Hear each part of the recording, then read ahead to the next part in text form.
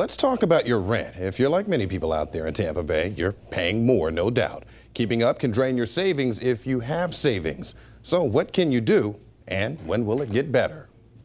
The problem lives in many Bay Area neighborhoods. Expensive rent with limited affordable options. Construction cranes show promise across the skyline, but they aren't moving fast enough. Tampa is no different. There's actually been an issue of housing availability since 2009. Gradually, finding a place to rent got worse.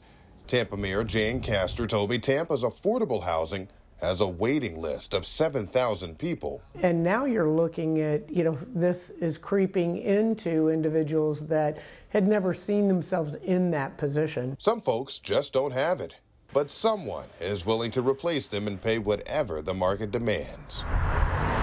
There's no cap that can say you just raised it, stop raising it. There's not even restrictions for different groups of people. So for example, if you're a veteran, if you are on disability, if you are living with extreme mental health challenges. Representative Ana Escamani covers District 47 in the Orlando area, where she says a third of people rent. She told me right now, statewide, relief for you is limited, and it's complicated. A county government or a city government can't just put an ordinance together. It actually has to be a vote.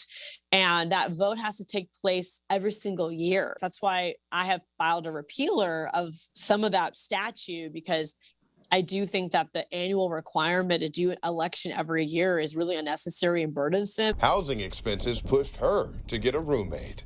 Soon, we'll all have more neighbors. Tampa's the #1 most desirable metro for people to move into.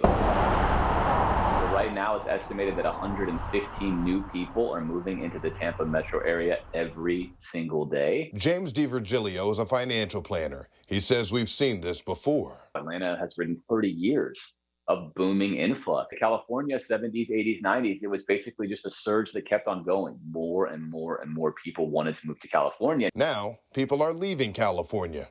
James says we can learn from that housing boom. Do your best not to put yourself in a financial situation that you know for sure is going to continue to cost you money.